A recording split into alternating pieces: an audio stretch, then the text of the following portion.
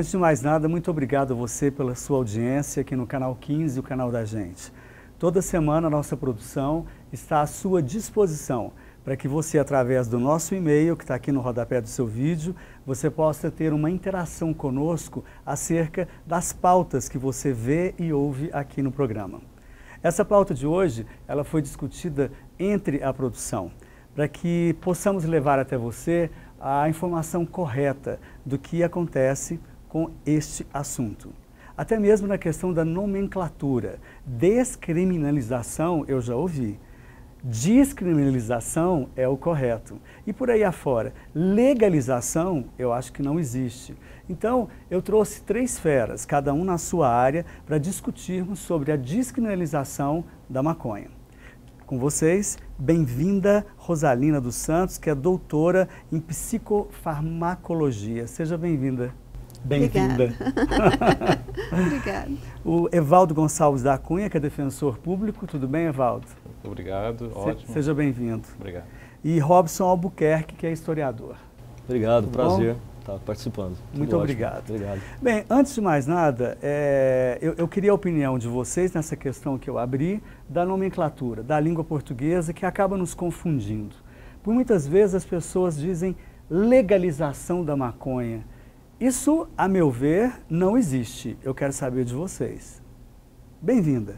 Então, eu acho que a gente tem que falar em descriminalização, né? Que você possa entender. Legalizar seria, de acordo com as leis, né? Seria colocar isso em pauta de lei, que a gente está legalizando o uso recreativo da droga.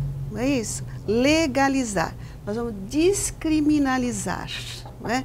Você não é um criminoso por fazer uso quando você necessita, no meu ver, no meu entender, quando você necessita dessa substância. Porque a gente sabe que a maconha ou a cannabis sativa, não é uma planta que vem sendo utilizada há pelo menos na história uns 8.000 anos, né? Mais ou menos 8.000 anos, que ela é conhecida pelos seus efeitos terapêuticos e como plantação, porque ela é uma planta, as folhas dela foram utilizadas até 1925, até 1930, mais ou menos, 1935, para utilização têxtil. O cânhamo. O cânhamo, que é muito melhor do que o linho, mais leve, né? Para essas regiões, lá na África, eles utilizavam o cânhamo, no Egito, não é? O cânhamo. Então, quer dizer, a gente vai descriminalizar, porque aí você pode ter uma utilização sem ser um criminoso, porque você precisa, necessita dessa substância terapeuticamente. Perfeito. A bem-vinda, ela fez a posição dela, que era isso realmente que eu queria para você, que está em casa, mas eu vou querer ouvir a palavra do defensor público e também do historiador, porque a gente tem que bater nessa tecla. Não existe legalização, né, Evaldo? Então, Guinei, justamente, e a professora foi muito bem no seu comentário, na verdade, o que nós temos hoje, do ponto de vista legal, é a despenalização, né? Hoje, o usuário, né, tem um artigo de lei, que é o artigo 28 da Lei 11.343, de 2006, que estabelece aquela conduta da pessoa que pega na condição de usuária. Então, hoje, quando essa pessoa ela é abordada pelos meios de segurança pública existentes, essa pessoa ela não pode ser presa, né? Essa pessoa ela é conduzida, ela não pode nem ser conduzida, melhor dizendo. Faz uma ocorrência, que é um termo, narra aquela conduta que o policial observou quando fez a abordagem e a detenção daquela pessoa no ato, né? E imediatamente a libera. Por quê? Porque tem um mandamento legal que fala que aquela pessoa não pode ser conduzida a uma prisão. Perfeito? Né? Então, hoje... Isso está na lei. Está na lei, artigo Correto. 28 da 11.343. Né? Então, essa questão hoje, e foi um avanço muito importante para quem trabalha na área do direito penal, né? Porque a gente via que as prisões estavam sendo povoadas por usuários. Aí veio essa nova lei, que ela é nova, 2006, né? E nós pensávamos que essa questão estaria bem resolvida até para dar um desafogo ao nosso sistema penitenciário. Mas, infelizmente, foi um ledo engano. Hoje, novamente, as prisões estão sendo povoadas por usuários, né? Usuários não só da maconha, mas nós temos outras drogas aí, né? Infelizmente, nós não temos um sistema de saúde público adequado para tratar essas pessoas, porque elas não são criminosas, elas são doentes. Perfeito. Né? Eu vou querer tratar desse assunto específico com você, Evaldo, mas eu quero agora a palavra do Robson em relação à história, porque ela está escrita, ela foi vivida, e a Bem-vinda ela já trouxe um dado da existência de 8.000 anos atrás. Exatamente. Eu acho interessante a gente pensar essa terminologia droga, né? A droga são diversas substâncias, né? Lícitas, todas as listas e ilícitas. A droga em si é a substância alteradora do sentido. Então a gente toma remédio que são drogas, compra na farmácia, nós bebemos álcool, que é uma droga, né? O tabaco, eu sou fumante de cigarro, uso essa droga. Um remédio para dor de cabeça. É uma droga. Eu acho que é importante a gente entender um pouco da história da cannabis e fazer uma separação, Guinei, do seguinte. A cannabis ela é uma planta asiática, né, da região meridional da Ásia, que envolve Índia, Nepal, Paquistão, Afeganistão. E como a professora comentou, o conhecimento do homem com essa planta vem de 8.000 anos. 8.000 anos antes de Cristo. Então, o homem conhece a planta cannabis, já existe há 10.000 anos o relacionamento. Uhum. A cannabis é uma planta herbácea. E o que acontece? Somente a planta feminina produz o que a gente chama hoje de maconha. A planta masculina, ela não produz o THC. E por que se produz o THC na planta feminina? Porque é uma resina que a planta produz para se proteger do sol. Então, é por isso que na Ásia, como é muito quente, né, ela se disseminou ali e a natureza possibilitou o surgimento do THC enquanto um sistema de proteção dela mesma. Foi o habitat correto. Exato.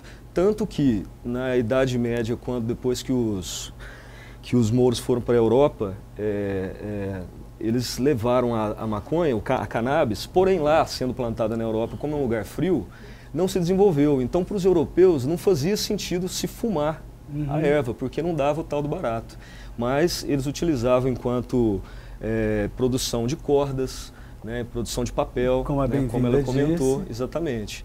Mas antes da gente terminar esse bloco, quando se deu a detectação de que aquela semente era a cannabis sativa? Como que foi esse encontro? Porque há 8.000 anos atrás... Isso. Existe uma questão na cannabis que ela é uma planta de origem oriental. Nós vivemos hoje no mundo, nós estamos no mundo ocidental e o Ocidente, de certa forma, é o status quo do mundo, né? Ele determinou vários valores. Então, a cannabis para o povo indiano, os hindus, é uma planta comestível e de relação religiosa. Existe um relato, por exemplo, que Shiva, a deusa hindu, o alimento que ela mais gostava era a semente de maconha, era a semente da cannabis. E os egípcios? Os egípcios também. Inclusive, existe um fato interessantíssimo quanto aos egípcios. Em 1749, acho que sim, é isso, quando Napoleão invadiu o Egito, a discussão é a seguinte: por que Napoleão invadiu o Egito? Porque o Egito era o grande plantador de cannabis que fornecia a resina e a fibra para a Inglaterra fazer as suas cordas e as velas dos seus navios. A questão comercial aí. Exatamente. Então, Napoleão ficou de olho. Exatamente. Então, o debate nesse momento aí, existe uma questão na proibição do consumo da maconha e também da cannabis, que é estritamente econômica. Esse é um dos primeiros momentos que foi usado a proibição do usuário para subterfúgio econômico, para proteger algumas questões econômicas. Eu vou pedir licença a vocês, no nosso primeiro break comercial, tem muito ainda para ser discutido com a professora, que vai poder nos dizer de que maneira o princípio ativo, né, da cannabis ela tem no nosso organismo, a quantidade que o Evaldo pode nos dizer, que vai definir se é usuário ou se é traficante, enfim, uma série de questões. Não sai daí que o programa está apenas começando. Até já. De volta com você no segundo bloco do programa de hoje. Nosso assunto é descriminalização da maconha. Ao lado de três bastante entendedores, cada um na sua área, e para te deixar bem informado de que maneira que você deve conduzir a sua opinião. A opinião é importante, né, professora? Com certeza, absoluta. Para dar uma opinião correta, né? Tendo conhecimento, a gente pode ter uma opinião formada. Né? Fora do ar... E modificar também as nossas opiniões. Né? Que é o mais importante. Que é o mais importante. Fora do ar, vocês estavam conversando aqui nos bastidores e houve um dado, bem-vinda, que você falou em relação à Ásia e depois África, né? Isso. Foi um caminho que teve? Exato. Ásia, África e Brasil. Isso. Porque foi o seguinte, quando a cannabis sativa vai para a Europa e ela não é produzida, ela não produz os efeitos terapêuticos, porque na realidade ela começou na Ásia com os efeitos terapêuticos, que hoje a gente sabe que ela tem. Exatamente. Né? É analgésico potente, anti-inflamatório, né? Sistema imunológico, e ela é enviada então para a África. Né? Da África, ela chega ao Brasil com os negros. Exatamente. Não é? Na escravidão, ela chega ao Brasil. E o próprio rei de Portugal, quando os negros chegaram aqui, que ela recebe o nome de fumo da Angola, não é? Porque os nossos negros estavam vindo de Angola, então eles fumavam a maconha e aí recebe o nome aqui no Brasil de fumo da Angola. O rei de Portugal, o vice-rei de Portugal, manda 36 alqueires de sementes para serem plantadas no Nordeste brasileiro. Exatamente. Por uma questão climática. Por uma questão climática, para produzir o quê? As velas e o tecido de cânhamo. Aí eu gostaria de compartilhar uma informação que me apropriei até de uma grande pessoa, o professor Edil Socioli, lá da UF. Sim, Edil. Nós conversamos, eu dizendo a ele que viria no programa do Guinei falar sobre o tema que nós estamos debatendo aqui hoje. E contei para ele e ele me disse e eu fiquei assim absolutamente contente com a informação, até porque a gente nos remete a esses dados históricos de poucos séculos, algumas coisas por aí, né? Na verdade, tem um dado histórico dizendo que os fenícios, chamados povos do mar, que habitavam ali as cordilheiras de Líbano, vieram até o Atlântico e na costa brasileira. Que o Estado Islâmico está destruindo tudo, diga-se de passagem. Que é uma pena, que é uma pena. Nenhuma forma de tudo que é muito radical é muito interessante. Né? Mas então, existem escavações arqueológicas dizendo das velas dos navios dos fenícios, feitos da fibra da maconha. Exatamente. Sabe o que eu acho legal a gente passar para o telespectador? O objetivo, né, dos feitos, não para o organismo, como a Bem-vinda colocou, em relação ao sistema imunológico e uma série de outras ocasiões, né? Mas como cânhamo, como indústria têxtil e por aí afora. Quando que se deu o momento de falar dá barato? As civilizações descobriram isso, o homem ancestral descobriu isso nos seus momentos de experiência, né? Então os hindus, como a gente comentou mais cedo, já se sabia disso. Eu acho importante a gente entender qual é a rota que a cannabis fez no mundo, historicamente. Então, como a professora estava dizendo, a planta surgiu no Oriente, na Ásia Oriental, veio para o Oriente Médio, do Oriente Médio ele partiu para a África, para o norte da África, para a Argélia, que foi o país colonizado pela França, e nesse momento, através das colonizações, foi retornado para a Europa, foi levado para a Europa. Inclusive, como eu comentei do Napoleão, é interessante entender que Napoleão proibiu o uso da cannabis, da maconha, aos seus soldados. Porém, como a gente observa atualmente, quando foi proibido, aí sim os soldados quiseram ainda mais experimentar e levar para a França. Então, aí na França Mas eu vou te interromper, porque você fez uma frase que tem tudo a ver com o Evaldo. Sim. Foi proibido. Se foi proibido, a tentação, ela veio junto. Essa coisa da maconha ser proibida legalmente, por conta do que ela pode causar na pessoa, está muito mais ligado ao seu aspecto econômico do que cultural. Exato. É tanto que no Brasil, quando os negros estão aqui, é uma coisa bem, né, típica da época, na escravidão, os negros trouxeram a maconha nas barras das calças. Escondido em suas roupas. Escondido nas suas roupas, as sementes. Para fazer uma graninha? Não, porque eles lá já usavam. Para usar mesmo. Para usar o costume deles, para quebrar deles, também isso. o sofrimento que eles tinham aqui. Isso. Porque é analgésico, é anti-inflamatório, dá a sensação de relaxamento. É socializante. Sempre... Aí, o que acontecia naquela época? Né? A dona Maria Louca é usuária. Sim. De maconha. Mas não era por isso que ela era louca. Então, ela já era louca, né? Ela já era louca, mas ela ficava pior. Era Maria Louca doida.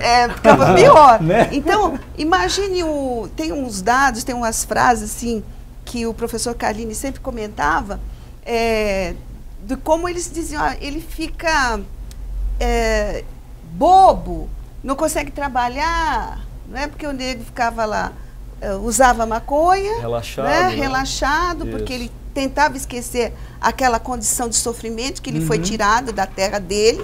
Né? Muitos eles estavam muito bem na vida lá. Né? Chega aqui na condição de escravo, sem comida, açoitado. Né? Então ele tirava as sementes. Professor, a gente pode usar isso como uma válvula de escape? Eles faziam isso como uma válvula de escape. Que saudade da minha terra. É interessante entender o que ela está dizendo. Eu estou aqui. Tem uma frase, né, que ele dizia, eu não me lembro o autor, mas ele dizia assim, ele estava em outro país e ele dizia assim, eu estou aqui, mas eu posso viajar para a minha terra. Sim. Existe um né? Eu posso viajar pela minha terra, para lembrar. E o que acontece isso? Se você tem um escravo que não faz nada... Existe um fato interessante que a gente tem que analisar, que o usuário da cannabis, da maconha, do efeito THC, quem são? Eram primeiro asiáticos, depois árabes e depois africanos. Então, e nos Estados Unidos, mexicanos. Então existe uma inteligência para se marginalizar o uso do produto maconha para que você atinja, certo, o oprimido. No Brasil, para que você tenha um maior controle em cima do negro, proíbe-se a maconha. Nos Estados Unidos, para que eles tivessem um controle maior sobre os mexicanos, se proíbe a maconha. Na Europa, para que se tenha um controle maior quanto os imigrantes argelinos e árabes, se proíbe a maconha. Tem que se entender que a planta cannabis, ela é uma planta de origem ocidental. O mundo oriental. Isso, é uma planta de origem oriental.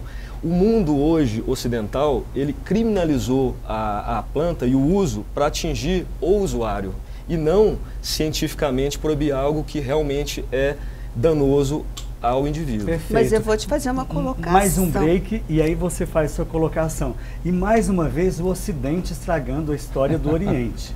Né, Evaldo? A gente vai por mais um break, eu volto no último bloco do programa de hoje, mas eu vou te dar uma informação. Esse assunto vai continuar na próxima semana também. Nós vamos fazer 2 programas acerca disso, porque eu ainda não estou satisfeito com as informações desses feras aqui. E eu acho que você também vai gostar. Eu quero muito agradecer ao proprietário do Bonsai Art Bar, que fica aqui na Bernardo Guimarães, na cidade de Uberlândia, que nos concedeu a locação para a gente poder rodar esse programa. E a você que nos assiste de Uberlândia, de Araguari, de outras cidades, e aqueles que não tiveram condição de começar a assistir desde o início, é só você entrar no canaldagente.com.br que o programa inteirinho está lá, ok?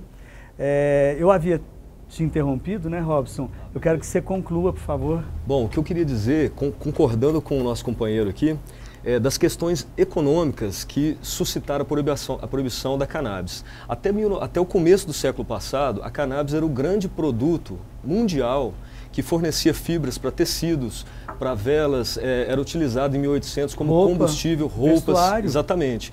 O que aconteceu? Em 1856 ou 59, se eu não estou enganado, deu-se o início da era moderna do petróleo. Então, em 1859, o petróleo se tornou o grande produto de produção sintética do mundo. Nos Estados Unidos existia um cidadão que chamava Harry Esslinger, que era o diretor, certo, do DA antigo deles. Ele era ligado a uma empresa petrolífera que ainda existe hoje, que chama Gulf Oil, que era, por sua vez, ligada ao executivo da imprensa chamado William Randolph Hearst, que você deve saber que é o cara que deu origem ao filme Cidadão Kane. Né? Ele era o grande dono da empresa e um dos homens mais ricos dos Estados Unidos e o secretário do Tesouro. Então, a partir dos anos de 1900, os Estados Unidos encamparam uma campanha para que se extinguisse a produção do cânhamo nos Estados Unidos e no restante dos países mundiais. Por quê? Porque isso era interessante para que eles não permitissem que um produto que tem origem oriental se tornasse maior economicamente, porque eles queriam que o petróleo fosse o grande produtor de fibras sintéticas e de tecidos. Tanto que aquela empresa DuPont, que é uma empresa de tecidos e de pesquisas, foi uma das grandes financiadoras dessa campanha. Então o William Hearst, que é o nosso amigo aí, o Kane, né, o inspirador, ele disseminou uma campanha, né, nos seus jornais. Por exemplo, o nome marihuana se diz que foi os próprios jornais do Hearst que contextualizar esse nome ligado ao espanhol, né, um nome espanhol, aos mexicanos, para que se criminalizasse essa situação do uso da maconha. Então, nesse momento, veja bem, se criminalizou, na verdade, em 1937, através de uma lei norte-americana, se proibiu que essa planta existisse, porque você não pode fumá-la, plantá-la, vendê-la, consumi-la, nada. Né? A lei americana, ela proíbe, de certa forma, até a própria existência de uma planta. Então é muito importante a gente analisar o porquê economicamente que foi proibida a questão do cânhamo e, em consequência, a maconha. Sempre o dinheiro, né, Valdo? Mas tem um outro dado que é importante. Na realidade, historicamente, a maconha, ou a cannabis ativa, né, ela passa a ser proibida em 1925, na grande reunião sobre a proibição do ópio, que é ainda extraída da papoula. Então, da papoula se extrai codeína, se extrai papaverina, ela tem 60 mais ou menos princípios ativos. E a maconha entrou de gaiata ali no meio da lista. E aí, você tem lá a morfina, que é extraída analgésico mais, um dos analgésicos mais potentes. E na brecha, o Brasil, o representante do Brasil na época, o doutor Pernambuco, inseriu a cannabis sativa junto com a papoula, com a Papaver somniferum. Então, o Brasil é responsável, em 1925, pela cannabis sativa ter sido o quê? Proibida no mundo. Professora, informações truncadas, né? E que faz confundir a população, né, Val? Exato. Então, ela foi proibida sem ser uma substância. De maneira aleatória. De maneira aleatória. O grande interessante é que quando se proíbe qualquer conduta do ponto de vista jurídico, se elege um determinado bem a se proteger, a se tutelar. No caso da maconha, por exemplo, né, nós estamos falando aqui, que nós estamos, tem-se como que ela é um malefício para a vida humana. Se é um malefício para a vida humana, então vamos criminalizá-la do ponto de vista da saúde pública. O que é saúde pública? Eu não sei definir o que é saúde pública. Eu conheço a minha, talvez a senhora, você conheça a sua saúde. Então, é interessante avançar sobre esse aspecto de dizer que se é a minha saúde, eu vou deliberar sobre ela. Interessante colocação. Então, se eu faço uso de qualquer droga, álcool, maconha, cocaína, qualquer coisa que me dê prazer, então eu não vou aceitar criminalizar o meu prazer. Porque quem determina sobre a minha saúde sou eu mesmo.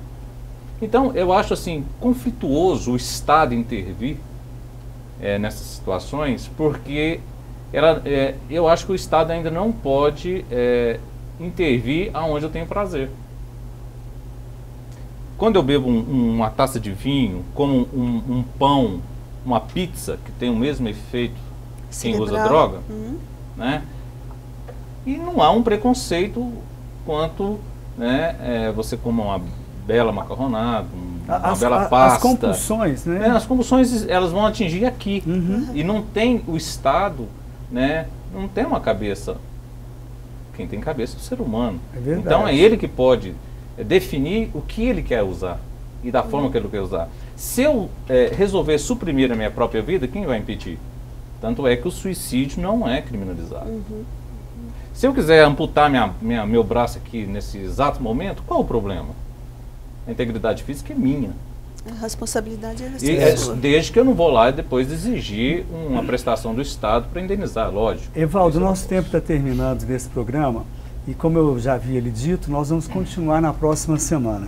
Eu quero frases de efeito do Robson, da professora, do Evaldo, para incitar a sua presença na próxima semana. Eu vou deixar cada um aí com... Eu vou começar então. Eu vou dizer, em relação ao que eu disse no começo do programa para o Robson, drogas lícitas e ilícitas. Uísque, cerveja, a gente faz uma lista do álcool, né? E também uma lista de marcas de cigarro. São todos lícitos. A maconha é ilícita. Por quê? Com você, Evaldo. Não sobre isso, agora a sua fala. Minha fala. Para a semana que vem. Para a semana que vem, a liberdade está na cabeça. Liberdade está na cabeça. Bem-vinda. A minha frase de efeito seria: a cannabis sativa, ela é terapêutica. Robson? Bom, difícil pensar algo, mas acho que diálogo é o caminho. Que legal. E é por isso que eu quero você próxima semana aqui conosco. A vocês, muito obrigado. Até semana que vem, aqui no Canal 15, o canal da gente, ainda com o tema Descriminalização da maconha.